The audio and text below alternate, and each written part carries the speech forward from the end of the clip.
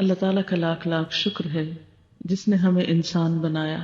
ہمارے علاوہ بہت سی مخلوق اس زمین پر ہے، لیکن اگر ہم کمپیئر کریں اپنے اور ان کے بیچ میں تو اللہ تعالیٰ کا احسان اپنے پہ اچھی طرح سمجھ میں آتا ہے. اللہ تعالیٰ چاہتا تو وہ ہمیں کسی گائے بھینس کی شکل میں پیدا کر سکتا تھا. تھوڑی دیر کو سوچئے کہ اگر ہم انسان نہ ہوتے، کوئی گائے ہوتے، تو گائے کے اندر بھی ایک روح ہے. گائے بھی تکلیف محسوس کرتی ہے، گائے کو بھی بھوک لگتی ہے، وہ سوتی بھی ہے، وہ چلتی پھرتی بھی ہے، لیکن اس کی زندگی کیا زندگی ہے. پیدائش سے لے کر موت تک اس کا کام کیا ہے، اس کا گھر کیسا ہے، اس کا لباس کیسا ہے، اس کی بولی کیسی ہے، اس کی شکل و صورت کیا ہے، اس کے پاس کتنی نعمتیں ہیں. ان نعمتوں میں سے جو ہم استعمال کرتے ہیں اس کے پاس کتنی نعمتیں ہیں. ہم اپنے گھروں کو دیکھیں، اپنے کھانے پینے کی نعمتوں کو دیکھیں تو یہ اللہ کا کتنا بڑا احسان ہے کہ اس نے ہمارے کھانے کے لیے کیا کچھ پیدا کیا. اور گائے کے لیے بس گھاس، ہمارے لیے طرح طرح کے لباس، اور اس کے لیے ایک ہی مخصوص محدود لباس. اور پھر آپ دیکھیے کہ اس کا کام کیا ہے، ہمارے لیے دودھ پیدا کرے. ہم اس سے دودھ لیتے ہیں، اس کو کیا دیتے ہیں؟ اس کو تو پیسے نہیں ملتے، وہ تو صرف دے رہی ہے، اور ہم ہر وقت لے رہے ہیں. صرف دودھ ہی نہیں، اور بھی بے شمار چیزیں، کتنی نعمتیں. لیکن گائے تو دودھ دینے کے باوجود، مختصر اور محدود سی نعمتیں استعمال کرنے کے باوجود اللہ کا شکر ادا کرتی ہے. قرآن پاک میں اللہ تعالیٰ تمام مخلوقات کے بارے میں فرماتے ہیں وَإِن مِّن شَيْءٍ إِلَّا يُسَبِّحُ بِحَمْدِهِ وَلَكِن لَّا تَفْقَهُونَ تَسْبِيحَهُمْ. کوئی چیز ایسی نہیں کہ جو اس کی تسبیح یعنی اللہ کی تسبیح نہ کر رہی ہو، لیکن تم اس کی تسبیح کو نہیں سمجھتے. گائے کی زندگی کا مقصد تو صرف اور صرف انسان کی خدمت کرنا ہے، انسان کے لیے غذا مہیا کرنا ہے. اس کے لیے تو زندگی میں کوئی چام نہیں، کوئی اور مقصد نہیں، کوئی اور کام نہیں. لیکن ہم انسان، ہمیں اللہ تعالیٰ نے طرح طرح کی نعمتیں عطا کی، اور پھر ان نعمتوں میں سب سے بڑی نعمت عقل سمجھ کی نعمت، بولنے کی قوت، یہ سراسر اللہ تعالیٰ کی رحمت ہے. اسی لیے اللہ تعالیٰ فرماتے ہیں الرحمن علم القرآن خلق الانسان علمہ البیان. رحمان جس نے قرآن کی تعلیم دی، جس نے انسان کو پیدا کیا اور اسے بولنا سکھایا. یہ سراسر اللہ کی رحمت ہے کہ اس نے ہمیں قرآن جیسی کتاب دی جس میں زندگی گزارنے کا بہترین طریقہ بتایا، انسان کو بہترین شکل پہ پیدا کیا. لقد خلقنا الانسان فی احسن تقویم، سب سے بہترین حالت پر انسان کو پیدا کیا، سب سے بہترین شکل و صورت انسان کو دی، اور سب سے بہترین کوالٹی جس میں کوئی اور جانور اس کا شریک نہیں، علمہ البیان، انسان کو بولنا سکھایا. زبان جیسی نعمت دنیا میں آتے ہی ہم اسے استعمال کرنا شروع کرتے ہیں. ایک بچہ چھوٹی چھوٹی باتیں سیکھتا ہے اور پھر بڑا ہو کر ایک نئی کئی ایک زبانیں بولنے لگتا ہے. یہ سب قوت اور طاقت اور یہ سمجھ کس نے عطا کی؟ یہ اللہ تعالیٰ ہی کی دی ہوئی ہے. یہ اسی کی عطا کردہ سمجھ بوجھ ہے جس کی بنا پر انسان بولتا ہے.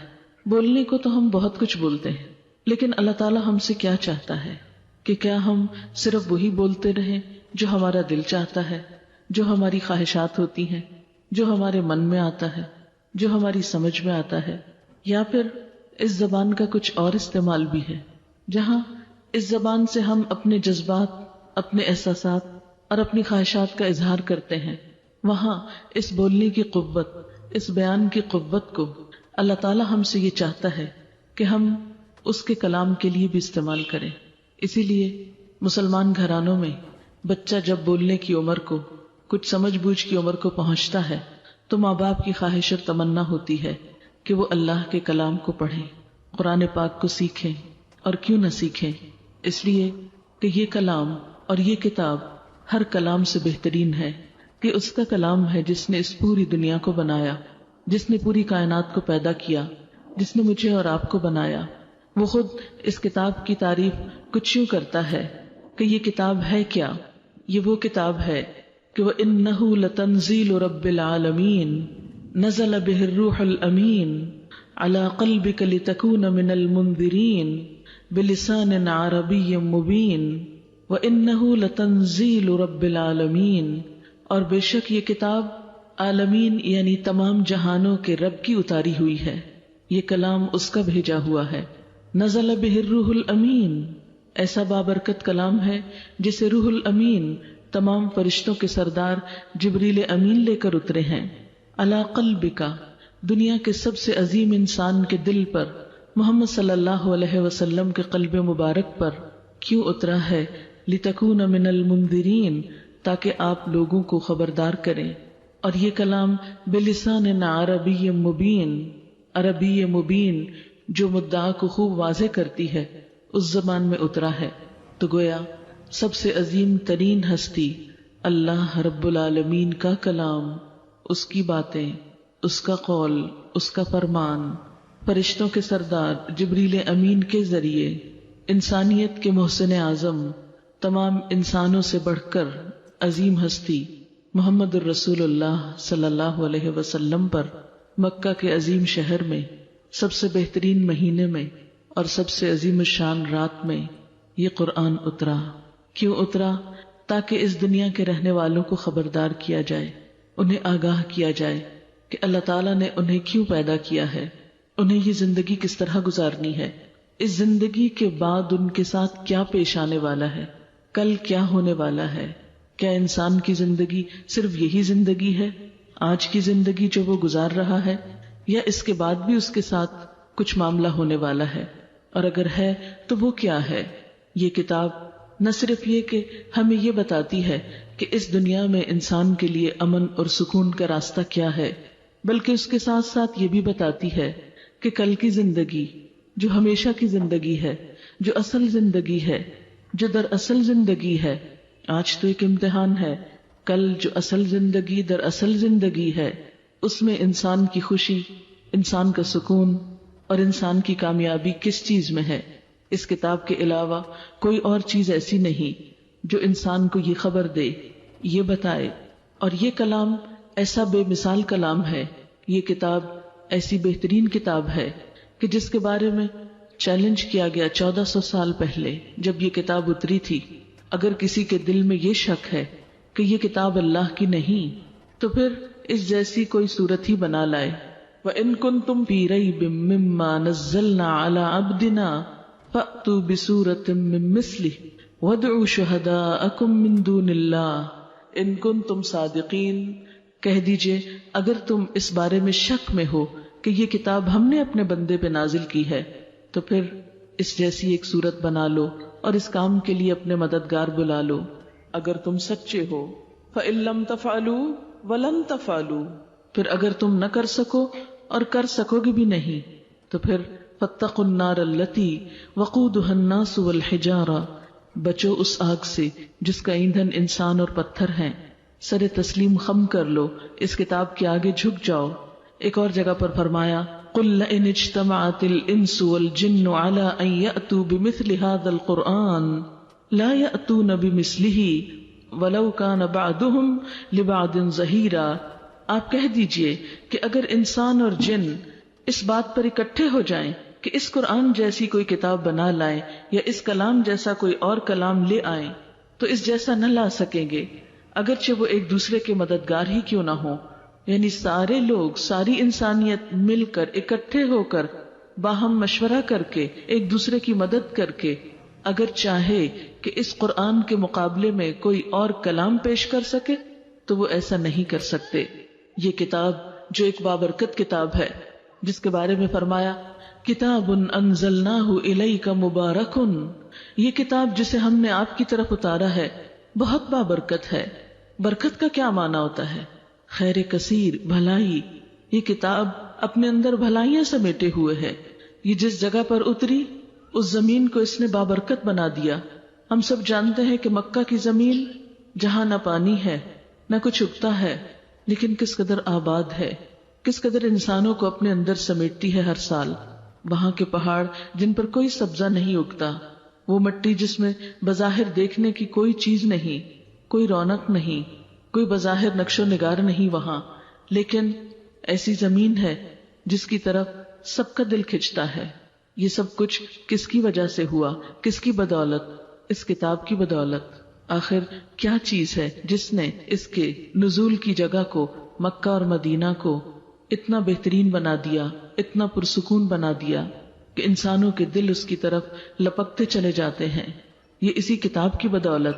محمد رسول اللہ صلی اللہ علیہ وسلم کے ساتھ ہماری محبت اور عقیدت کس لیے ہے؟ اسی وجہ سے کہ اللہ تعالیٰ نے ان پر یہ کلام اتارا۔ اور پھر ہم دیکھتے ہیں کہ عربوں کی قوم، جن کے پاس دنیاوی اعتبار سے کوئی طاقت نہ تھی، قبائل میں بٹے ہوئے تھے، ان کو عزت بخشی تو کس نے؟ اس کتاب نے۔ اس کے آنے کے بعد وہ دنیا کے امام بن گئے، دنیا کو علوم و فنون سے روشن کیا۔ یہی کتاب آج میرے اور آپ کے پاس ہے، اور اللہ تعالیٰ کا فرمان ہے فَمَنِ اتَّبَعَ هُدَايَ فَلَا يَضِلُّ وَلَا يَشْقَى، کہ جو شخص میری اس ہدایت کی پیروی کرے گا وہ نہ تو گمراہ ہوگا اور نہ بدبختی میں مبتلا ہوگا۔ تو گویا اس کتاب کو تھامنے والے، اس کو پڑھنے والے، اس کے لیے محنت کرنے والے، اس کا حق ادا کرنے والے، ان کے لیے اللہ کا وعدہ ہے کہ وہ اس کو تھام کر بھٹکیں گے نہیں، اس کو تھام کر تکلیف میں نہیں پڑیں گے۔ جو ایک بابرکت کتاب ہے، جو انسان کے اندر، انسان کے دل میں جو طرح طرح کی پریشانیاں، غم، فکریں اور تفکرات ہیں، ان سب کے لیے شفا کا باعث ہے۔ قرآن پاک میں اللہ تعالیٰ فرماتے ہیں یا ایھا الناس، اے لوگو، قد جاءتکم موعظۃ من ربکم، تمہارے پاس تمہارے رب کی طرف سے ایک نصیحت آ چکی ہے، ورحمۃ وشفاء لما فی الصدور، وہ ان بیماریوں کے لیے شفا ہے جو سینوں کے اندر ہیں، جو دلوں کے اندر ہیں، وہدی ورحمۃ للمؤمنین، اور یہ ہدایت کا ذریعہ ہے اور رحمت کا ذریعہ ہے ان لوگوں کے لیے جو ایمان لائے ہوں، جو لوگ اس کتاب کو مانتے ہوں، اس کو پڑھتے ہوں، اسے اپنی زندگی کا حصہ بنائے ہوں۔ ان کے بارے میں اللہ کے رسول صلی اللہ علیہ وسلم نے فرمایا قرآن پڑھا کرو، اس لیے کہ قیامت کے دن قرآن اپنے پڑھنے والوں کے لیے سفارشی بنے گا، یعنی ان کی شفاعت کرے گا۔ ایک اور حدیث میں آتا ہے قیامت کے دن قرآن کو اور ان لوگوں کو لایا جائے گا جو اس پر دنیا میں عمل کیا کرتے تھے، ان کے آگے آگے سورت البقرہ اور آل عمران ہوں گی، جو ان لوگوں کی نجات کے لیے اللہ تعالیٰ سے جھگڑا کریں گی، یعنی جو لوگ اس کو پڑھیں گے اور اس پر عمل بھی کریں گے، ان کے لیے قرآن کی دو بڑی صورتیں البقرہ اور آل عمران اس کے ساتھ ساتھ آگے آگے ہوں گی اور اس کی ایک طرح سے حفاظت کریں گی اور اس کے حق میں سفارش کریں گی۔ آپ صلی اللہ علیہ وسلم نے فرمایا خیرکم من تعلم القرآن وعلمہ، تم میں بہترین ہیں وہ لوگ جو قرآن سیکھیں اور سکھائیں۔ ایک اور حدیث میں آپ صلی اللہ علیہ وسلم نے فرمایا قیامت کے دن قرآن آ کر کہے گا اے میرے پروردگار، اس شخص کو زیور پہناؤ، یعنی قرآن کے پڑھنے والے کو، چنانچہ اسے بزرگی کا تاج پہنایا جائے گا۔ پھر قرآن کہے گا اے میرے رب کچھ زیادہ کرو، یعنی سفارش کرے گا، چنانچہ اسے کرامت کی عبا پہنائی جائے گی، یعنی عزت کا لباس پہنایا جائے گا۔ پھر کہے گا اے میرے رب اس سے راضی ہو جا، یعنی قرآن کے پڑھنے پڑھانے والے سے تو راضی ہو جا، تو اللہ تعالیٰ اس سے راضی ہو جائے گا۔ پھر اس شخص سے کہا جائے گا پڑھتے جاؤ اور چڑھتے جاؤ، چنانچہ ہر ایک آیت کے بدلے اس کی نیکیاں بڑھا دی جائیں گی۔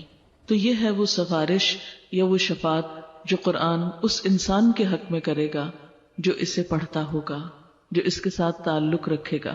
لیکن ایک بات یاد رکھیے کہ یہاں کہیں بھی خالی پڑھنے کی بات نہیں ہے، ہر جگہ ساتھ عمل کی بات بھی ہے، کیونکہ یہ بھی آتا ہے کہ بعض قرآن پڑھنے والے ایسے ہیں کہ قرآن ان پہ لعنت کرتا ہے، کیونکہ اگر انسان اسے پڑھے اور عمل اس کے خلاف کرے تو اسے فائدہ نہیں ہو سکتا۔ یہ بالکل ایسے ہی ہے کہ انسان اگر قرآن پاک میں یہ پڑھ رہا ہے کہ جھوٹے پر اللہ کی لعنت، اور ساتھ انسان خود جھوٹ بھی بول رہا ہے، تو اس سے کیا ہوگا کہ وہ قرآن اس کے لیے باعث رحمت نہ ہوگا۔ لیکن اس کا یہ مطلب نہیں کہ قرآن پڑھنا ہی چھوڑ دے، کیونکہ اب ہمارے لوگوں نے ایک آسان راستہ یہ تلاش کر لیا ہے، کیونکہ قرآن اگر ہم پڑھیں گے عمل نہیں کریں گے تو اور زیادہ مشکل ہمارے لیے ہوگی، اس لیے بہتر ہے کہ اس کو پڑھا ہی نہ جائے۔ تو بات یہ ہے کہ قرآن پاک کے جو احکامات ہیں وہ چاہے ہم پڑھیں یا نہ پڑھیں، دونوں صورتوں میں ہمارے لیے لازم ہے۔ یہ نہیں کہا گیا کہ قرآن پر عمل کرنا صرف ان لوگوں کے لیے ہے جو قرآن پڑھتے ہیں، اور جو نہیں پڑھتے ان کے لیے عمل کی کوئی ضرورت نہیں۔ وہ تو بغیر عمل کے، بغیر پڑھے، بغیر سمجھے اور بغیر عمل کیے بھی بخشے جائیں گے. یہ تو کہیں بھی قرآن میں نہیں لکھا ہوا، کیونکہ عموماً ہم یہی سمجھتے ہیں کہ چونکہ قرآن پڑھنے والوں کی زیادہ پکڑ ہے تو ہم پڑھیں ہی نہ تاکہ ہماری زیادہ نہ ہو. تو ٹھیک ہے، زیادہ نہ ہوئی تو کم سے بھی چھوٹ نہیں سکتے، کیونکہ اللہ تعالیٰ نے یہ کتاب اس لیے نہیں بھیجی کہ ہم اسے بند کر کے ایک طرف رکھ دیں. دنیا کی جتنی بھی کتابیں ہیں وہ کسی خاص ایک موضوع کے متعلق ہوتی ہیں. مثلاً کوئی کتاب آپ اٹھا کر دیکھیں گے تو وہ شعر و شاعری سے متعلق ہوگی، کوئی دوسری کہانیاں ہوں گی، اس میں کسی تیسری کتاب میں سائنس سے متعلق کچھ معلومات ہوں گی، کسی اور میں کچھ اور ہوگا. لیکن قرآن پاک کسی ایک موضوع سے متعلق کتاب نہیں ہے. اس کتاب میں ہر موضوع ہے. یہ کتاب زندگی کے تمام موضوعات سے تعلق رکھتی ہے. اس کی تقریباً 1000 آیتیں کائنات سے متعلق ہیں. اس میں بار بار انسان کو غور و فکر کی دعوت دی جاتی ہے. افلا تعقلون، افلا یتدبرون، افلا یسمعون. بار بار سننے، غور و فکر کرنے، دیکھنے، عقل سے کام لینے، تدبر کرنے کی دعوت دی جاتی ہے. یہ کتاب انسان کی سوچ کو بیدار کرتی ہے، انسان کو سوچنے کا طریقہ سکھاتی ہے، انسان کو حیوانی سطح سے اوپر اٹھاتی ہے. دنیا کی بہت سی کتابیں جب انسان پڑھتا ہے، مثلاً قانون کی کتاب پڑھتا ہے، تو اس میں ساتھ یہ نہیں لکھا ہوتا کہ قانون کو امپلیمنٹ کس طرح کرو، یا اس کے اندر کوئی ایسی تاثیر نہیں ہوتی کہ انسان قانون پڑھے اور ساتھ اس قانون پر عمل بھی کر سکے یا کرا سکے. لیکن قرآن پاک کے اندر ایسی تاثیر ہے کہ جو صرف انسان کو ڈوز اور ڈونٹس نہیں بتاتی، بلکہ اس کے ساتھ ساتھ وہ قوت بھی مہیا کرتی ہے، وہ طاقت بھی دیتی ہے کہ جس کے ساتھ انسان کے لیے قرآن پر عمل کرنا، اللہ کی رضا کے کام کرنا آسان ہو جاتا ہے. بہت سے لوگ جو قرآن سے ڈرتے ہیں اور خوف کھاتے ہیں کہ کہیں ہمارے منہ سے غلط بات نہ نکل جائے، کہیں ہمارے منہ سے زبر زیر کی غلطی نہ ہو جائے تو الٹا گناہ نہ ہو، کہیں ہم اس میں بھٹک نہ جائیں، کہیں ہم اس کو سمجھ نہ پائیں تو ہماری پکڑ نہ ہو، وہ سب یہ بھول جاتے ہیں کہ کوئی بھی چیز انسان اگر جان بوجھ کر نہیں کرتا اور وہ درست کرنے کی کوشش میں بھی رہتا ہے تو اس کی پکڑ نہیں، بلکہ اس کوشش پر بھی اس کے لیے اجر ہے. اللہ کے رسول صلی اللہ علیہ وسلم نے فرمایا کہ وہ شخص جو قرآن پڑھتا ہے، والذی یقرأ القرآن ویتتعتع فیہ، اور اس میں وہ اٹکتا ہے، اٹک اٹک کے پڑھتا ہے، تو اس کے لیے دوہرا اجر ہے، کیونکہ وہ زیادہ مشقت کر رہا ہے. لیکن اگر کوئی شخص اس راستے میں کوشش ہی نہیں کرتا، محنت ہی نہیں کرتا، تو وہ اللہ تعالیٰ کے پاس کیا جواب رکھتا ہے؟ دنیا کے بہت سی دوسری زبانیں جو ہماری مادری زبانیں نہیں تھی، جو ہماری قومی زبان نہیں تھی، اس زبان کو تو ہم نے بہت آسانی کے ساتھ سیکھ لیا. اگر دیکھا جائے تو انگریزی ہمارے باپ دادا کی زبان تو نہیں، وہ تو ہمارے ان آقاؤں کی زبان ہے کہ جنہوں نے 50-52 سال پہلے ہمیں غلام بنا رکھا تھا، جن سے ہم نے اپنا یہ ملک آزاد کرایا تھا، جن سے ہم نے آزادی حاصل کی تھی. یہ تو ان کی زبان تھی، لیکن ہم نے دنیاوی ضرورت اور فائدے کے لیے اس زبان کو سیکھا اور خوب مہارت حاصل کر لی. اگر ہم ایک اور غیروں کی زبان کو اتنی سہولت کے ساتھ سیکھ سکتے ہیں تو کیا ہم اللہ پاک کی زبان کو نہیں سیکھ سکتے؟ کیا ہم اس میں مہارت حاصل نہیں کر سکتے؟ کیا ہم اس کا حق ادا نہیں کر سکتے؟ ہم کر سکتے ہیں، لیکن انسان کا حال یہ ہے کہ وقتی اور جلدی ملنے والے فائدوں کی طرف تو تیزی سے بڑھتا ہے، اور وہ فائدہ جو بعد میں آنے والا ہے لیکن پائیدار ہے، اس کی طرف سے غافل ہے. قرآن پاک کو اکیلے اکیلے بھی پڑھنا چاہیے، تنہا بھی پڑھنا چاہیے، لیکن قرآن پاک کو مل کر پڑھنا اور سمجھنا اور اس میں غور و فکر کرنا راحت اور سکون کا سبب ہے. حدیث پاک میں آتا ہے، جو لوگ اللہ کے گھروں میں سے کسی گھر میں اکٹھے ہوں، وہ اللہ کی کتاب پڑھیں اور ایک دوسرے کو پڑھائیں تو ان پر اطمینان نازل ہوتا ہے. بہت سے لوگ سکون کی تلاش میں ہوتے ہیں، ان کا دل نہیں لگتا، ڈپریشن کے مریض ہوتے ہیں، خوف کا شکار ہوتے ہیں، ذہنی بے چینی اور پریشانی کا شکار ہوتے ہیں. کیوں ہوتے ہیں؟ بظاہر چھوٹے چھوٹے مسائل اور زندگی کے چھوٹے چھوٹے دکھ ہوتے ہیں جو ان کو بے چین کیے رکھتے ہیں. عموماً لوگ اپنی اس بے چینی کو دور کرنے کے لیے یہ سمجھتے ہیں کہ اگر دنیا کے کچھ مال ان کے ہاتھ آ جائے تو شاید پریشانی دور ہو جائے، یا دنیا کی کچھ خوشنما، کچھ چمکتی دمکتی اور کچھ من پسند چیزیں ان کو مل جائیں تو شاید ان کو خوشیاں مل جائیں. لیکن آپ سب نے تجربہ کیا ہوگا کہ کوئی بھی چیز جس کی ہم خواہش رکھتے ہیں، حسرت کرتے ہیں، جب وہ ہمیں مل جاتی ہے تو اس کا چام ختم ہو جاتا ہے. کون سی ایسی چیز ہے کہ جس کا چام ہمیشہ باقی رہے؟ باقی نہیں رہتا، ہر چیز کا چام ختم ہو جاتا ہے. لیکن اس کے برعکس اللہ کی کتاب ایسی ہے کہ جس کو پڑھتے چلے جائیں تو اس کا چام کبھی بھی ختم نہیں ہوتا، اس کے عجائبات کبھی بھی ختم نہیں ہوتے. ہر دکھ، پریشانی، غم، ان سب کا علاج کس میں ہے؟ اکٹھے بیٹھ کر قرآن کے پڑھنے پڑھانے میں. کہ جب بھی لوگ اکٹھے ہو کر مل بیٹھیں، پھر اللہ کی کتاب پڑھیں اور ایک دوسرے کو پڑھائیں. یعنی اس سے مراد صرف قرآن خوانی کرنا نہیں ہے کہ ہم بیٹھ کر سپارہ لے لیں اور صرف انگلی پھیر لیں، یا ایک ادھر سے پڑھ لے اور دوسرا دوسری طرف سے صفحے کو پڑھ لے. یہ وعدہ ان کے لیے ہے کہ جو صرف خود نہیں پڑھیں بلکہ ایک دوسرے کو پڑھائیں. ان پر اطمینان نازل ہوتا ہے، رحمت انہیں ڈھانپ لیتی ہے، فرشتے ان کے گرد گھیرا ڈال لیتے ہیں. یعنی اللہ کی رحمت ایسے لوگوں کو ڈھانپ لیتی ہے جو اکٹھے مل کر اللہ کی کتاب پڑھتے ہیں. اللہ تعالیٰ ایسے لوگوں کا ذکر ان فرشتوں میں کرتے ہیں جو اس کے پاس موجود ہیں. یعنی ایسی مجلسیں نہ صرف یہ کہ زمین پر بہترین مجلسیں ہیں جہاں لوگ مل کر قرآن سیکھتے سکھاتے ہیں، بلکہ ایسی مجلسوں کا ذکر تو اللہ تعالیٰ کے ہاں ہوتا ہے. فرشتوں کی مجلسوں میں ایسے لوگوں کو یاد کیا جاتا ہے کہ دیکھو زمین کے فلاں حصے پر لوگ اکٹھے بیٹھ کر اللہ کی کتاب پڑھ رہے ہیں. اور پھر ایسے لوگوں کے لیے کہ جو جمع ہو کر اللہ کی کتاب کو سیکھتے اور سکھاتے، ان کے لیے اللہ کے ہاں رحمت کے وعدے، اطمینان کے وعدے تھے.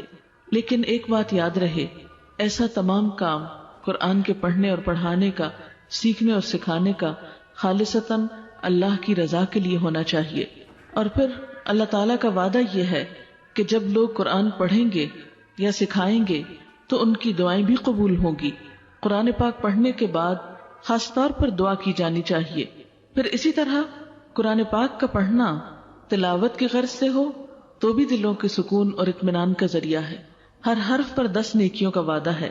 لیکن یاد رکھیے کہ قرآن پاک صرف ثواب کمانے کے لیے نہیں آیا. قرآن پاک ہدایت کی کتاب ہے. قرآن پاک میں اس کا پہلا تعارف ذالک الکتاب لا ریب فیہ ھدی للمتقین، یہ کتاب جس میں کوئی شک نہیں، تقوی والوں کے لیے، اللہ سے ڈرنے والوں کے لیے ہدایت کا ذریعہ ہے.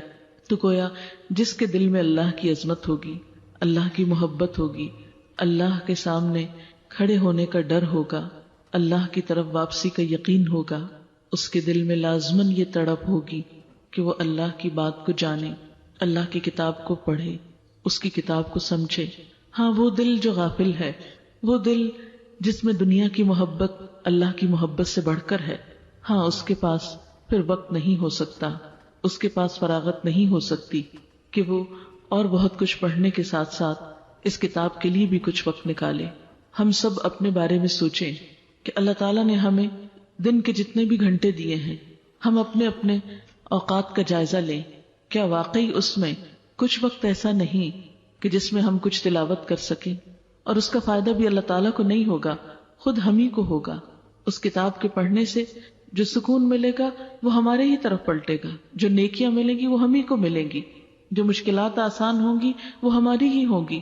اور پھر کیا ہمارے ہفتے میں چند گھنٹے ایسے نہیں، ہماری زندگی میں کچھ مہینے اور سال ایسے نہیں کہ جس میں ہم دوسری ذمہ داریوں سے کچھ نہ کچھ فراغت پا کر اللہ کی کتاب کو سیکھنے سکھانے کے لیے وقت نکال سکیں؟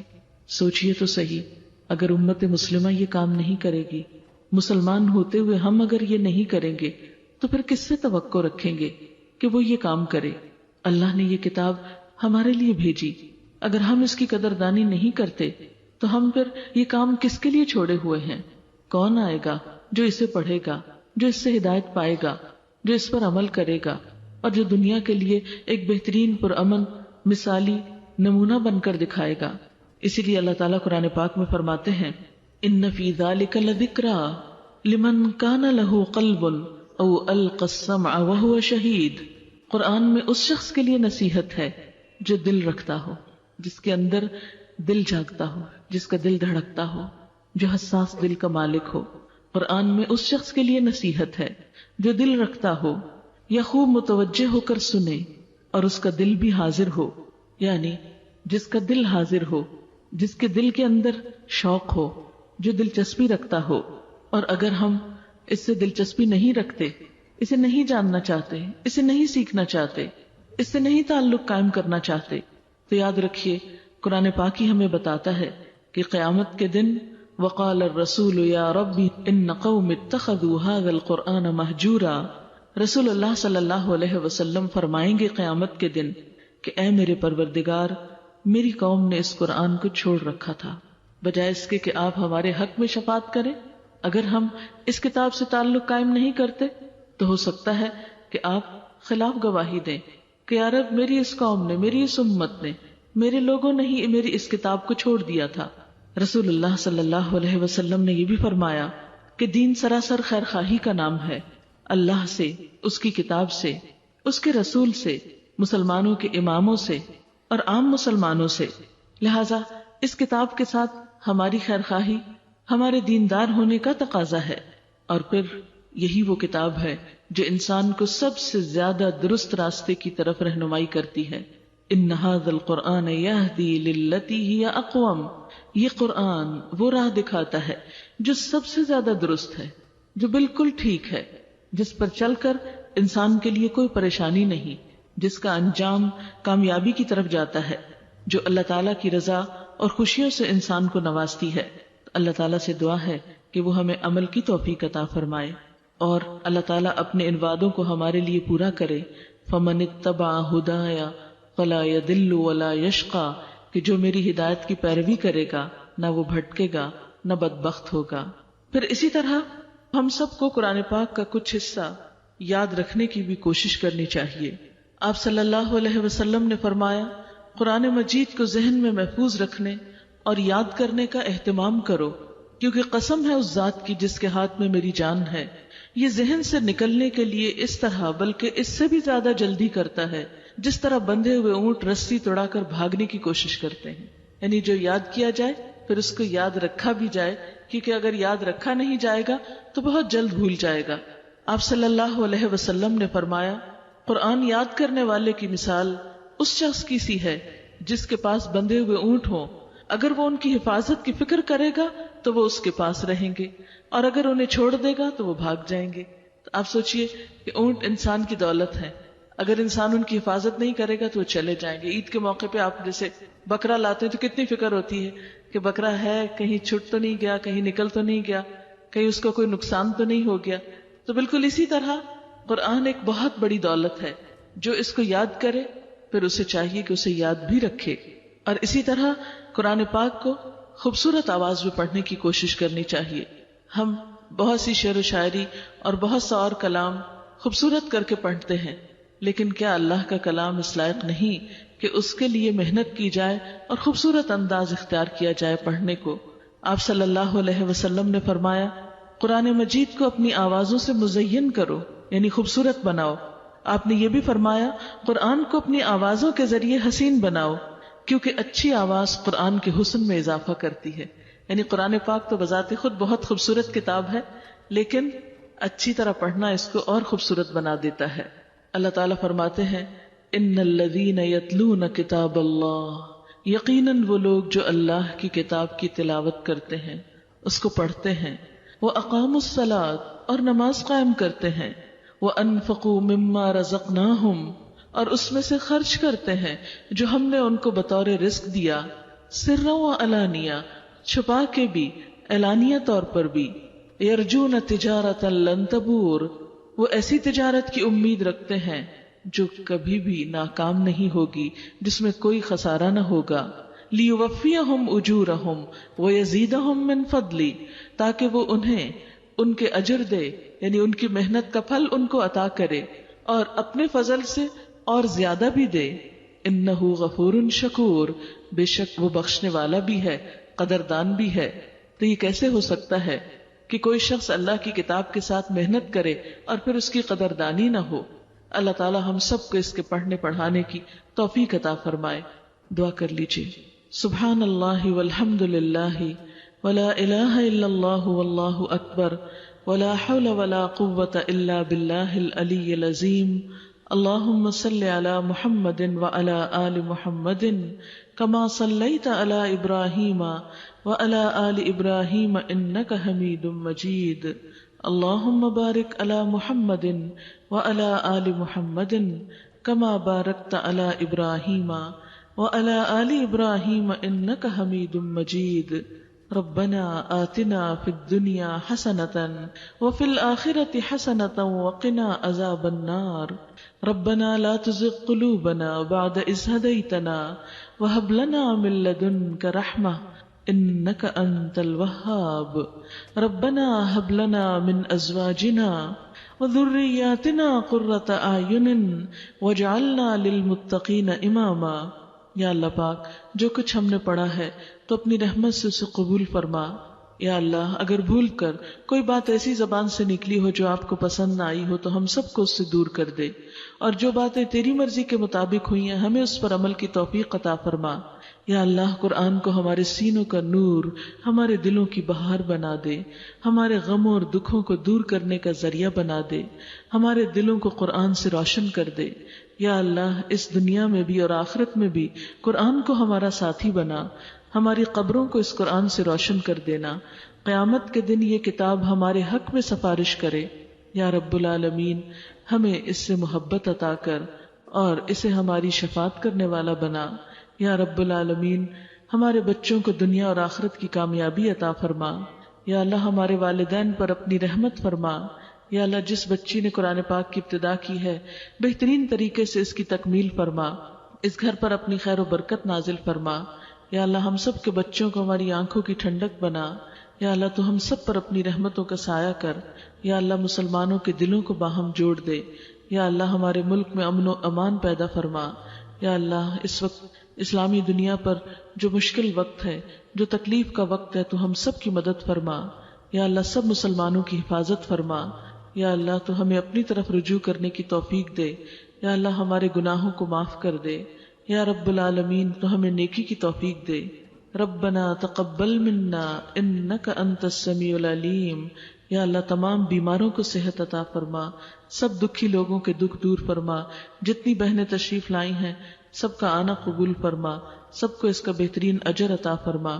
ربنا تقبل منا انک انت السمیع العلیم وتب علینا انک انت التواب الرحیم. وصلی اللہ تعالی علی خیر خلقہ محمد وعلی آلہ واصحابہ واہل بیتہ اجمعین برحمتک یا ارحم الراحمین. الہی آمین. بعض اوقات ایسا ہوتا ہے کہ ہم لوگ کسی مشکل یا پریشانی کے شکار ہوتے ہیں تو سوچتے ہیں کہ کیا پڑھیں، تو کچھ کارڈز وغیرہ یہاں پر اویلیبل ہیں جو رنج و غم کے، ڈپریشن کے، حفاظت کی دعاؤں کے، اسی طرح صبح شام کی دعاؤں کے، اور علم کے، بچوں کے پڑھنے کے لیے، ان کے حافظے کے اچھے ہونے کے لیے، پھر اسی طرح اللہ تعالیٰ کے ناموں کے، پھر قرآن پاک کی جتنی دعائیں ہیں ان کا اردو اور انگلش ترجمہ بھی موجود ہے. کچھ اور کارڈز بھی موجود ہیں یہاں سامنے لگے ہوئے، آپ دیکھ سکتے ہیں. اسی طرح کچھ کیسٹس ہیں جیسے کہ نماز کیا سکھاتی ہے، گھر ٹوٹنے نہ پائے، پھر آگ سے بچاؤ یعنی اپنے بچوں کی تربیت کے بارے میں، پھر غیبت، بدگمانی، تجسس، پھر تربیت اولاد، پھر خوشگوار باہمی تعلقات، پھر اسی طرح یہ کہ شرک کیا ہے، کیونکہ شرک سب سے بڑا گناہ ہے جو تمام انسان کے جو نیک اعمال ہیں ان کو ضائع کر دیتا ہے، لیکن عام طور پر ہمیں پتہ نہیں ہوتا کہ کیا چیز شرک میں آتی ہے. اسی طرح رشتہ داروں کے ساتھ اچھا سلوک کرنا چاہیے، اس میں عدل، احسان، صلہ رحمی ہے. خوابوں کے بارے میں لوگ پریشان ہوتے ہیں، ان کی حقیقت کے بارے میں. اسی طرح عورتوں کے مقام کے بارے میں. پھر خوشگوار ازدواجی زندگی کا کیا راز ہے، الرجال قوامون کے بارے میں. پھر حقوق العباد، درود شریف کے بارے میں ہے. پھر اسی طرح اللہ کی تعریف ہے، اللہ نور السماوات والارض. اس طرح بچوں کی اور قرات کی، اچھی قرات کی کچھ کیسٹس ہیں. قرات کا یہ ہے کہ جتنی زیادہ آپ سنیں گے اتنی زیادہ آپ کی عربی اچھی ہوگی، آپ کی روانی ہوگی. اور ویسے بھی جس گھر میں لاؤڈلی قرآن پاک پڑھا جاتا ہے اس پر رحمت آتی ہے. تو بعض اوقات انسان خود نہیں پڑھ سکتا یا خود اتنا اچھا پڑھنا نہیں آتا، تو اس صورت میں انسان اگر کیسٹ کو آن کر کے سنتا بھی رہے اور گھر میں اللہ تعالیٰ کے کلام کی آواز بھی گونجتی رہے تو انشاءاللہ خیر و برکت کا ذریعہ ہوگا. تو اس کے لیے آپ دیکھ سکتے ہیں بعد میں. اوکے، اجازت چاہوں کہ السلام علیکم ورحمۃ اللہ.